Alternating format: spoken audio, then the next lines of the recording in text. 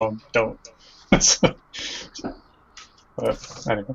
I think So, yeah, we who's... got disconnected for a second, but it reconnected actually. Yeah? Okay. Yeah. All right. Yeah, it reconnected. So who's next then? Next would be Amanda. What's your favorite part of the build process? Oh God. I don't know. Probably it being done. Yeah, that was actually that was my initial thought, like, as well. It's just like, yeah, when it's finished, and I can do something else. I mean, okay. Like when it comes to my cosplay stuff, I mean, I do a lot of Warbler work, so it keeps it kind of lightweight and stuff. It also cuts down on my time a lot. But when working with steel and stuff, it takes a lot more time. So, and I'm not a very patient person as well. So just, trying to get it done and get it on me is kind of just the best part for me. Yeah. And then, obviously trooping around in it all day. Just don't rush too much to the point where you're going to take Warbler and just staple it to yourself, because that would be a little excessive. I mean, it would be really fast, but I just wouldn't suggest it. I've definitely been one of those cosplayers that, like, the day of the convention, I was like, oh my god, she has this? Fuck it, we're not doing it, it's cool. She no longer has this in her build, it's fine. If it's a League of Legends character or a video game character, it's just an alternate skin. It's a simplified skin. Pretty much. Yeah, exactly. I only picked up the gauntlet in that set. I'm still on the quest to get the other parts. Pretty much. And that leaves Ariel. Oh, geez. Ow. My favorite part is probably when everything's working. So when everything's done as well. Yeah. When everything comes out the way you planned it. I enjoy adding little details, so that part is always pretty fun for me. But yeah, I mean, now that I've gotten a little bit into electronics, like, at least when I do that part, it's like when everything works. I don't even care if it's done and pretty yet. As long as it's working, I'm happy. So. Yeah, that's always a good time. That's definitely... Oh, no. Cool. Well, there you go, Jay. Yeah, thanks, Jay. Yeah, I guess we'll go back to what you had asked, Mike, about the how everyone got started. Yeah, we'll go back and keep going with Amanda on that one, and then go back still. Again? Yeah, you get another question. You have to participate. You get a gold star today. You get a gold star. Jeez, 2 questions? I didn't sign up for this. Oh, man.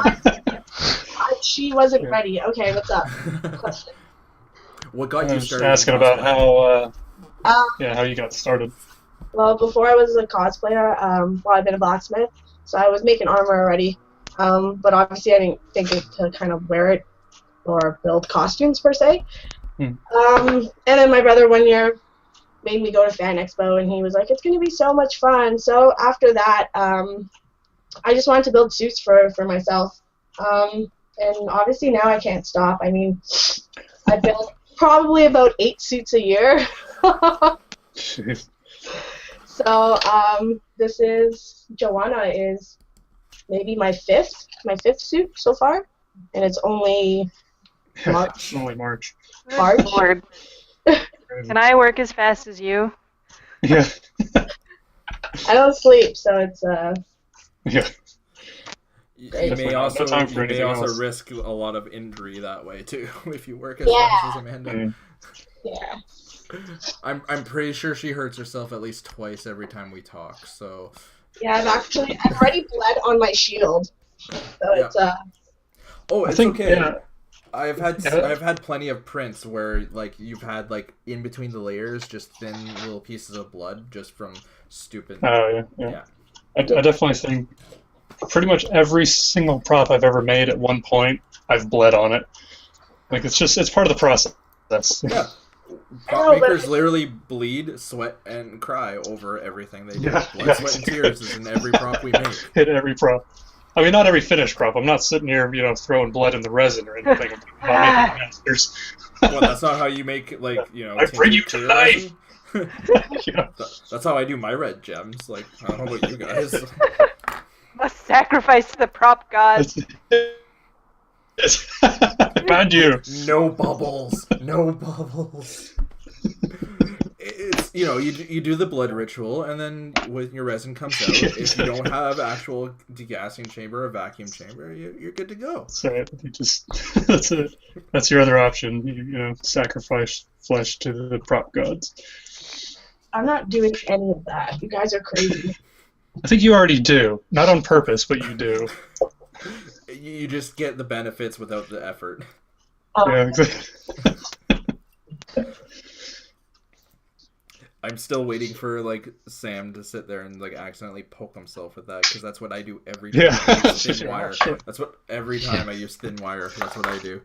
I always, I swear to God, like I have no feeling in one fingertip. Yeah. Okay, that's not bad.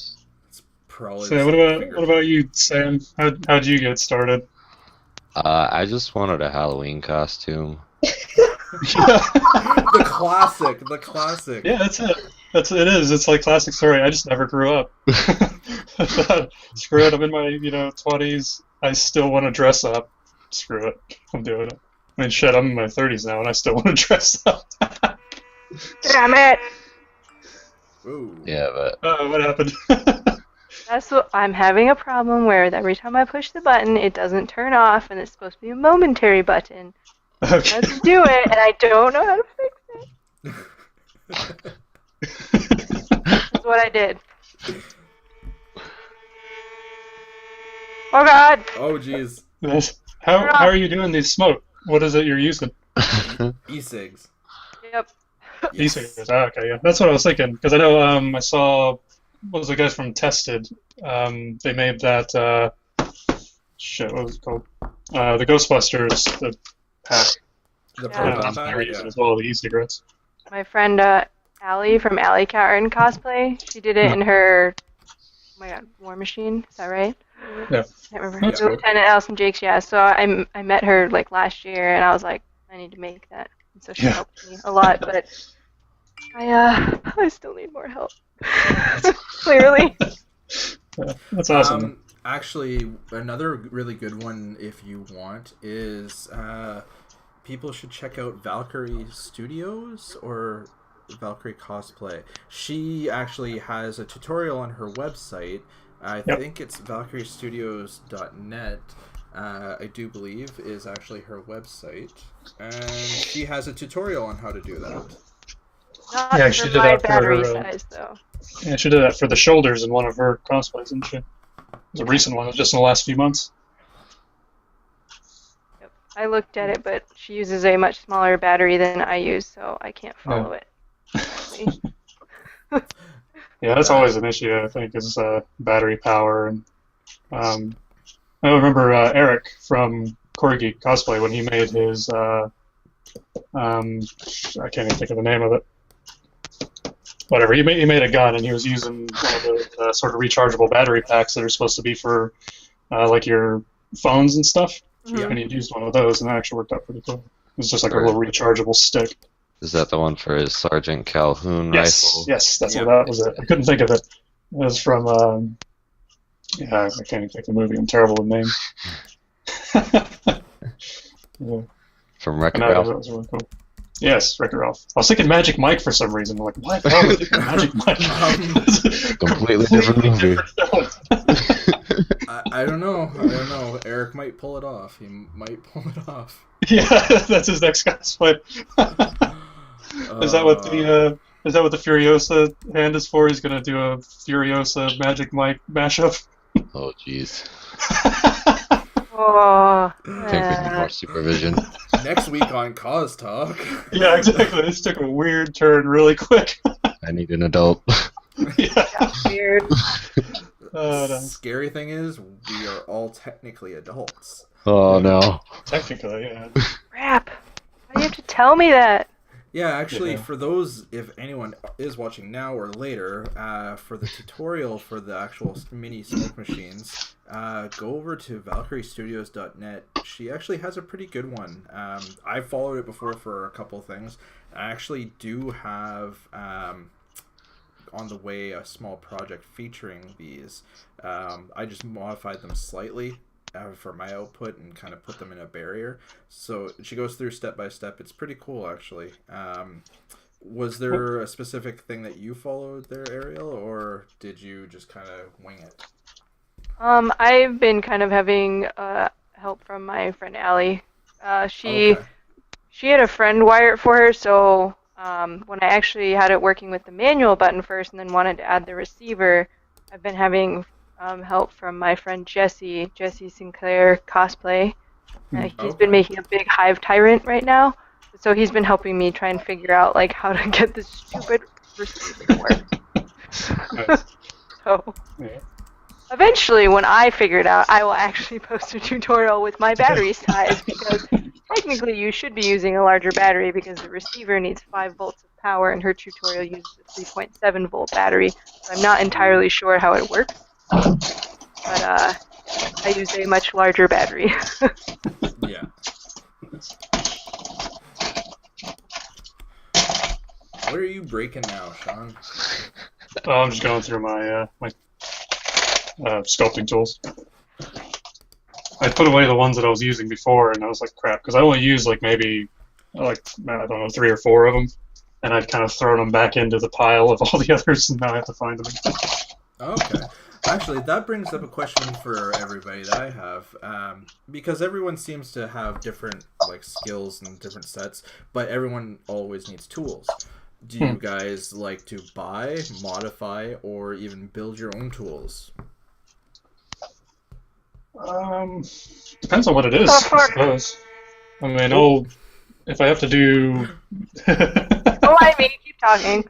yeah, if I have to do like, I mean, I suppose everybody kind of does this though. Like if I'm having to cut a certain thing, or if I'm having to drill, 30 of one item, I'll make like a jig so that I can hold it in the same place every time. But Yeah. as far as making tools, I've definitely used some of my tools in ways you shouldn't use them. But I don't think I've ever actually made my own tools. What about you, Sam? You work with like some smaller details, it seems. Do you ever make tools other than using toothpicks? Because I see you using toothpicks for sculpting and stuff like that. Yeah, no, not really. I mean, the most I've done is like modify some PVC pipe to punch holes in things, or like use sandpaper to objects to sand certain things, but Yeah. never like actually made full tools. Okay. I think a couple of times when it came to some of the older sculpting things I used to do is I used to make my own loop tools out of wire and just some pieces of wood sometimes, and then you just put epoxy them together, and there you go. Or even modifying some loop tools with the same thing, wrapping wire around it or anything like that. Yeah, I was wanting to do that for this as well because I have to. This is going to have like a bunch of like little wrinkles and things in it, and I needed a lot smaller tools than what I have. So yeah, I'll be doing that. Yeah, I'll be making some of my own wire tools or loop tools. Another thing too that I found was a really fun trick with skin texture is Stuart Bray. I learned this from him a couple of years ago. Was putting like plastic wrap over the surface, and then you indent. Yep. Yep. And then you indent and stuff like that because Yeah, you get some cool results that way too. Yeah, I got like 3 different thicknesses, so I can do different. Yeah. Different depths and different sort of. Yeah. No, yeah, it is the same because like most of the stuff that I do, I've never had any like formal training. It's just I've always kind of grew up like liking art, liking building things and drawing and sculpting and all that kind of stuff. So I just did it, and I just sort of tried to absorb everything I could from anywhere I could find. And that was actually back to the other question because I think I didn't answer that one. How I got started. I said I'd always been into art, whole life. Always liked drawing. Always liked making models and all that kind of stuff. But I never really did anything with it until a couple of years ago. I was just kind of looking around online, it's like Facebook or something, and I saw Harrison Crick's Needler that he made from Halo. Yep. And I saw that, and it was just like, holy shit! Like it was the coolest thing I'd ever seen, and somebody had built it like by hand. They made this thing. It was just like that's it. That's what I want to do, right there. So So I did. I started doing that. I started looking around online, and that's actually how I found Bill Duran over at Punished Props. I started watching all of his videos, been following him for a few years. Everything he's ever done, watched all of it, and yeah, just kind of went from there. So. That's actually one thing too. A lot of people find is a great way to start, and a terrible way to start is by following in the footsteps of Harrison. Yeah, it's a great way to be disappointed in everything you make. You're like, oh, I'm gonna make that too, and it's just like you compare it to what he makes, it's just like, nah. No, he's on a completely different level than probably anyone. Well, the thing is, right, everyone has a starting place. Everyone has a different process on how they learn things. And it's all about experience and time. Like, everyone has different skill sets. Someone's, like Harrison, might not necessarily be better at everything than some other people. But everyone has their talents. And that's the important thing. Like, is recognize your talents, learn your weaknesses, and try to improve on them. Personally, when it came to me, like when it came to fine details, I hated fine details because not so much because I couldn't do them, but because I could do them, but it would take forever because I would obsess over them, and that's the worst thing is obsessing over small little things, and then you kind of get a little bit mad at it, and there goes the whole project in the garbage. Yeah. No, I know what you mean. Yeah. Yeah, what about you, Amanda? Do you ever make any interesting tools or anything? Not necessarily, no. When I used to work at the shop, I did a lot of casting, like horseshoes and stuff like that. So we have a lot of the tools there that I essentially could use for anything. So no, I didn't ever really have to modify or... I mean, I have my own set of tools here as well, so I can, work on some metal stuff here, but anything big, I could always go there and do it. All I could hear is Ariel's little machine. I'm so sorry. I was really confused. And then I could see in the corner of my eye a little bit of smoke going up, and I'm like, yeah. Is she okay? Awesome. Is she okay? This one time, like, we're just going to look over, and everything's going to be on fire. I'm waiting for it to be all gray. Because that would be like me. That would be exactly what would happen with me. I'd not pay attention for 2 seconds, and then all of a sudden the room's filled with smoke. And it's like, well, this is my night. What about you, Ariel? Do you ever build or modify any tools for specific needs or anything? Not particularly. I mean, definitely along the lines of use things that are not their intended purpose, but I do a lot of sewing, and it's really hard to, make your own sewing machine. You should try. Never limit yourself. Yeah. I will do that. That was one of the questions I wanted to ask, actually. What has anyone ever used? I mean, obviously you have, but I wanted to hear a story of a time that you've used a tool in a way that it wasn't intended to be used. Oh God. Yeah, because I'm sure. I mean, you ask anyone who builds anything, and they'll tell you a list of good stories.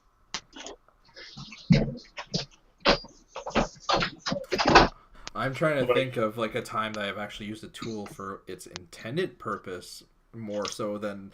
Yeah. Yeah. Oh, I need this. I need a file. I'm just gonna take this and scrape it. I'm just gonna keep going. Yeah. Whatever works, right? Mm-hmm. I mean, yeah, exactly. I think the worst one, probably the most dangerous one I did, was I have one of these combination belt sander disc sanders. Yep. I pulled off the disc sanding sort of part, and I modified it so I could use it as a chuck and make it into a sort of a makeshift lathe.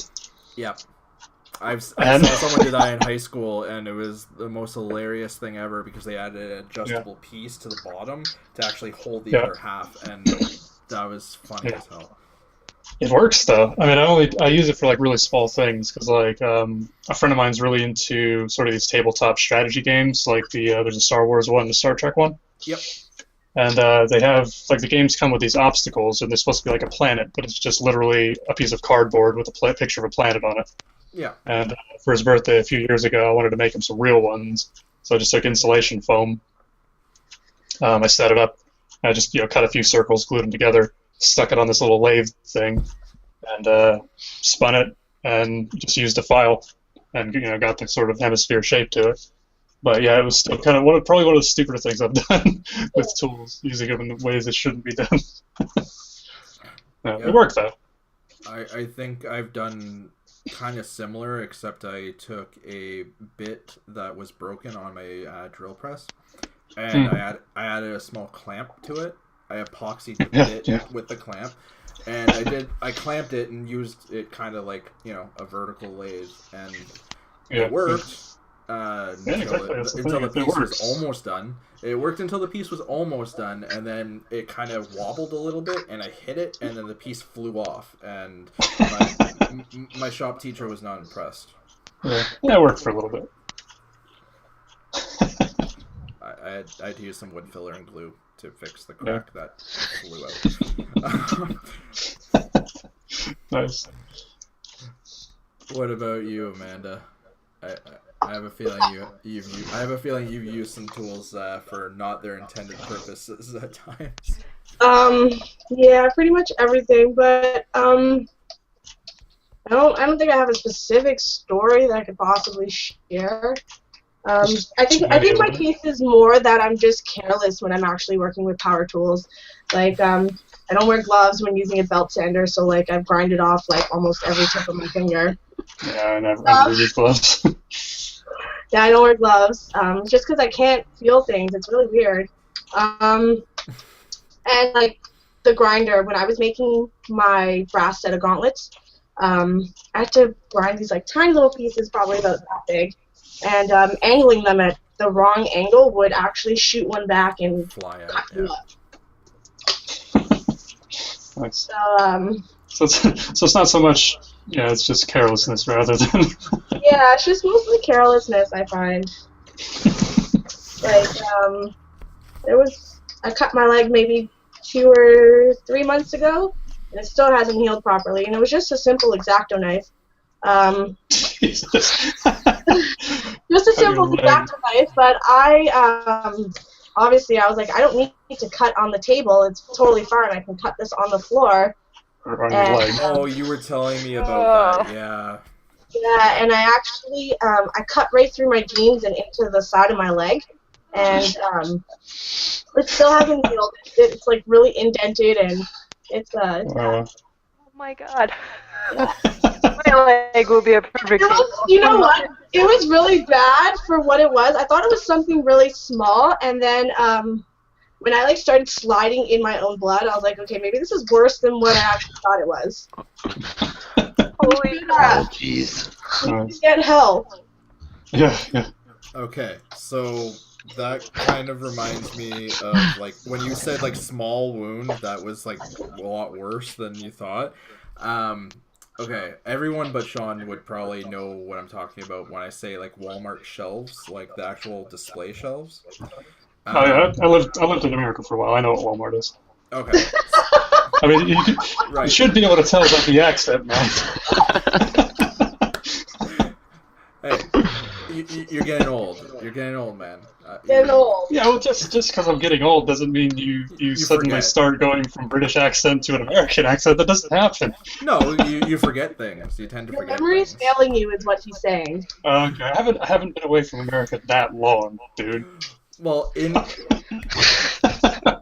know what. anyways, Yeah. in the bottom of the shelves, there's a little tab, like a little metal tab about like this big, about like this, and it's really thin. They stick out to separate the bottom shelves. I was working to do an expansion for the Walmart and moving the shelves around. Somebody goes and kicks a piece of wood out from underneath like one of the shelves as I'm walking out from behind that shelf.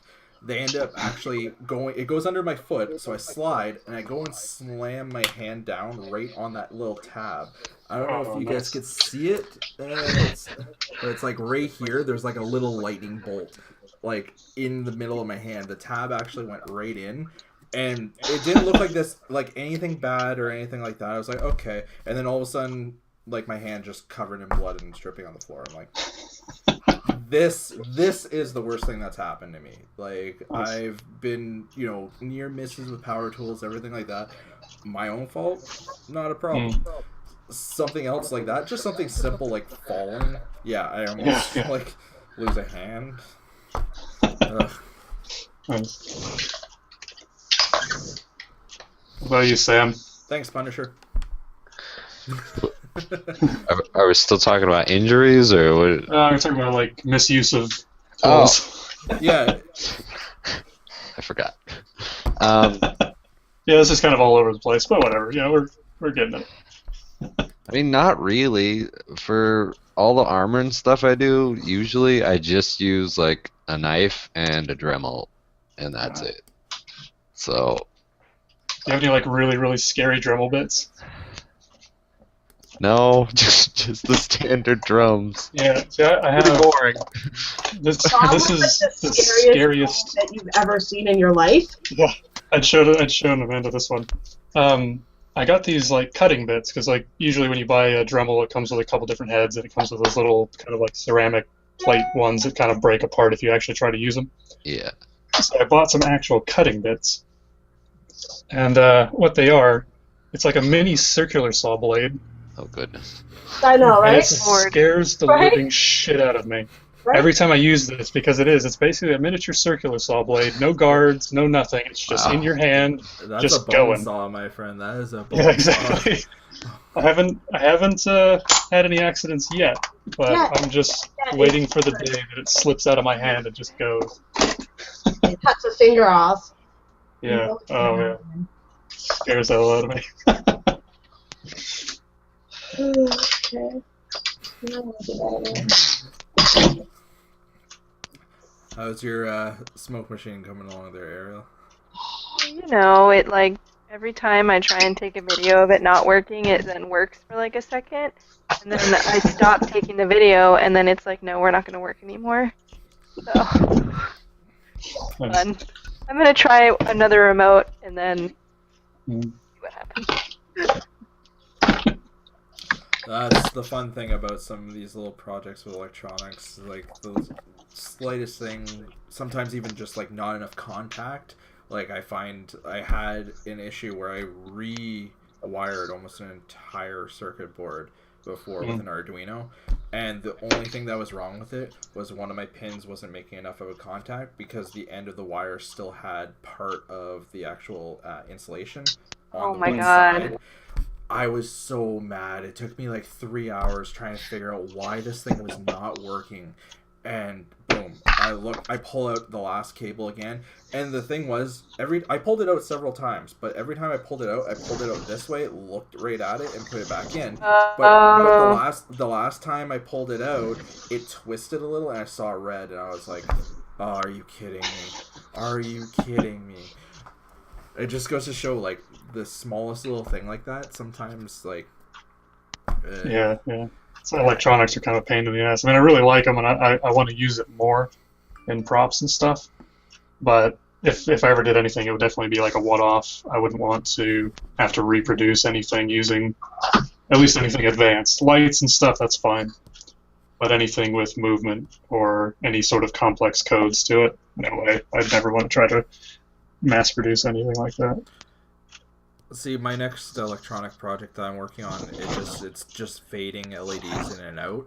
So it's not bad at all. Like that's super quick and easy to do. Yeah. That's So definitely easy enough. That's for my next Destiny helmet.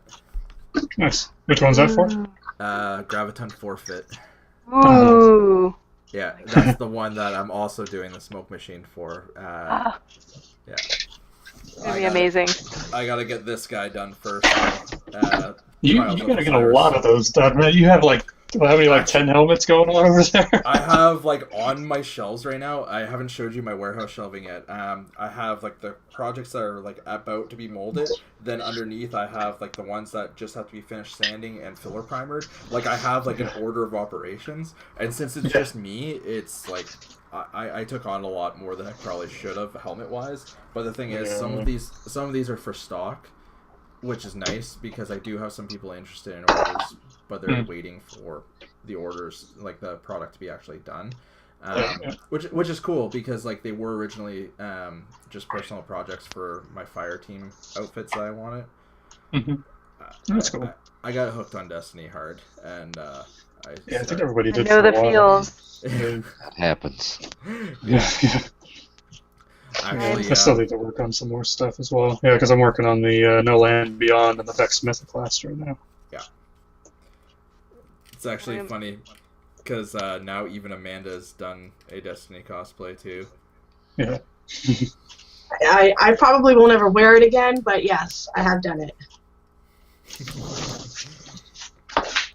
Well, that's the one thing too is like a lot of people. It's hard, I find. Like, a lot of people I know say it's hard to figure out what they want for, like, an armor or something like that.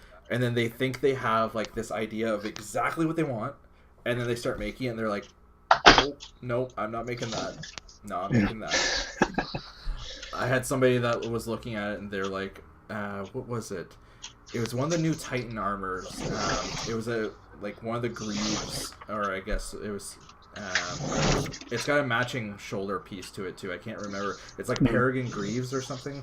I'm a hunter player, not really a Titan player, but it's all this filigree detail and it's all chromed and it's like a beautiful looking piece.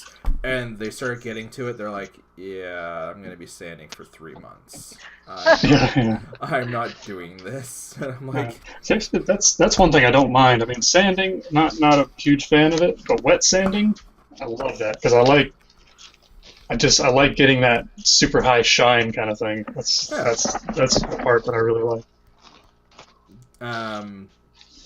You mean your mix of what is it, cat pee? I think it's cat pee that Harrison labels his as. He uses the hamster piss. Hamster. That was a hamster piss. Yeah, that was for doing the rust. Yeah. Yeah. Oh my god. Yeah, I remember that one because it was like vinegar, salt, lemon, something else. Yeah. Hydrogen peroxide, I think, something like that. Yeah. Actually, that reminds me too, Sean. Something that you brought up the other day that I was actually going to bring up as a question. What's that? Weirdest name for a piece of equipment for everybody. Everybody names something. Names something. Yeah. What's something you already named, or have you decided to name on your X carve yet? No, I got some really good suggestions though, like Carvey Dangerfield. Like there's a lot of really good ones. Yeah. Someone said, Dana Carvey Dent. Actually, I do have my drill press is called Donkey Punch. My scroll saw is Chop Chop. And my belt sander is Dusty. Nice. See, that's the one funny thing too is I named my 3D printer Da Vinci, which is kind of funny because a lot of people they'll call it my Da Vinci bot because there is a 3D printer called Da Vinci bot. Called Da Vinci, yeah. Yeah, so they keep confusing the two. It's like, no, I have a maker bot named Da Vinci. I just the name Da Vinci. I don't know why. Yeah. Like I started naming things like certain things, different things. Like vinyl cutter was Aristotle, and then like I had Leonardo as like a couple little things, but then they broke, and then so I just named the printer Da Vinci once I got it. It was just weird. Did you name anything, Sam?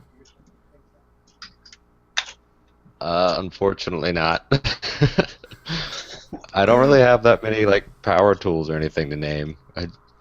I really it's just the Dremel, and I haven't named that.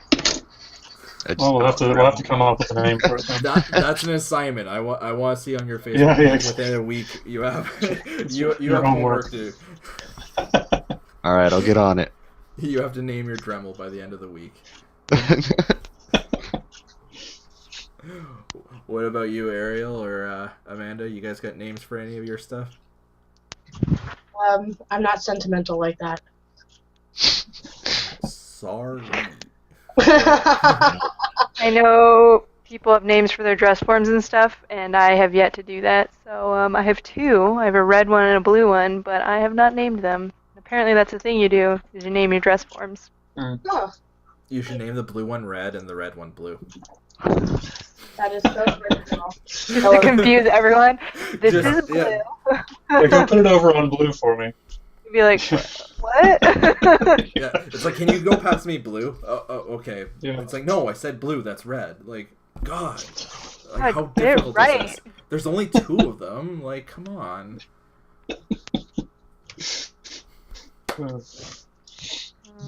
Yeah, I feel like I should have named something. I have like 2 sewing machines. I have 2 dress forms. I haven't named anything. I haven't even named my car. Apparently, you're supposed to name your car too.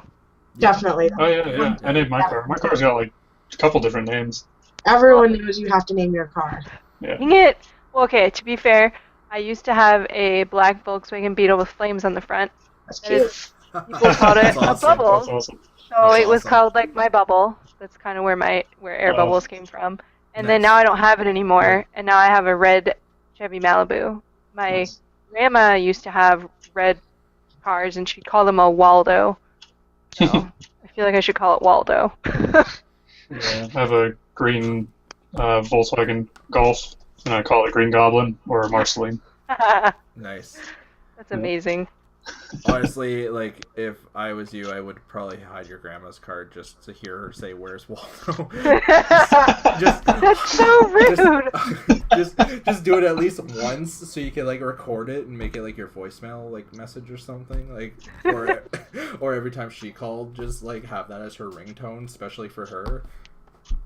I don't know. Yeah, actually, Uh, Oh my god, I'm like plugging things in while this is on. Don't ever do that. It's a bad no, idea. that's great. That's great. That's perfect. Oh my That's how you God. test things. That's like the extreme. That's how Really? you do it. yeah. gonna electrocute Cos-Talk safety myself. tip number 2. Don't be like be a Ariel. moron. Yeah, don't do electronics when they're on. Don't be Actually, like yeah, Ariel. that actually brought up one of the questions I want to ask. Where does everyone's sort of names come from? Like Bio Cosplay and Air Bubbles and Valor Props and all that. Like, where did all that start? Or Ah, what inspired? As Ariel burns the place down. what I'm here for. We'll start with you, Ariel, before you burn the place. Yeah, get the question. Answer quickly before you burn your house down. I'm gonna do something quieter now, because Shit. basically, so when I was making my first gamer tag, I was seriously having like the hardest time thinking about it, and my nickname was Air. By my family, they would have called me Air because apparently Ariel is far too long to say. And then of course my car was nicknamed Bubble, and so first I wanted it to be Air Bubble, and then that was already taken on Xbox Live, so I was like, well, I'll be Air Bubbles. And I've been that for like 10 years online, so I was like, well, I guess I'll make it my cosplay page name too. But everyone always laughs at it, so I wish it was a little bit more serious. Yeah, I could get that. And I've seen that happen so many times before where, like, names are always taken and then someone just adds an S. But then the one thing I don't get is when people people will add, like, random numbers afterwards, where it's like, you could have been Air Bubble 96832 or something like that. It's like, why? It's like there's not even like 98631 or 98630 or anything like that before. They just pick some arbitrary number. It's like, why? Yeah. It's like you forget your password. It's like you forget Oh, your God. username. Oh god. Which one is it? Okay. And then Amanda, well, we know hers, why she goes by her name, because her mother gave it to her. Yeah. I was born with it. Hers is really simple, straightforward. So original and creative. You know, that's fine. Yeah, there's a lot of people out there that like have like their names like actually as their cosplay name. Like not a lot of people do have it, you know. Like Jessica Negri, Yaya Han, like a lot of the big ones. There's a couple of them that I know that are like guy cosplayers too. Like they'll just like take like their name and then they'll add like an action word or something. Like there's Dynamite Weber on Instagram and stuff like that too. He did the same thing. Like a lot of people use their names. I just personally chose not to do that myself. What about you, Sam? Mine's not a very exciting story. So you're a really big fan of Biodome. That's it. That's the one. Biodome. So I was like 12, and I got my first online game, Area 51. Oh, okay. And I was like, oh, I need a sweet name for my gamer tag. So I was like, Biohazard. That's a cool name. That's what the cool. That's what the cool kids say. That's right. Yeah. Right. It's unique. Nobody has that one. So that, yeah. So like, then I made all my friends. All those cool kids that had names like Biohazard and Thrasher and stuff like that. Like. So then I made some friends on Area 51 because like 12 people played that game, and you're friends with all of them. And they all called me Bio. So that's it. There it is. Good story. Tell it again.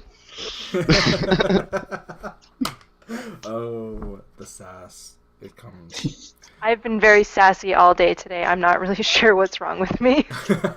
It's a Wednesday. I was actually called an alcoholic at work today, so that was very exciting. Thanks. Probably where it started. But... That could have been. What about you, Sean? I don't remember. I think you told me this before, but I don't remember. I probably did. Well, like I said, I lived in America for a long time, as you can tell. So when I came back, it was, definitely stand out a little bit. And there's one day I was drinking tea, and I was eating a crumpet.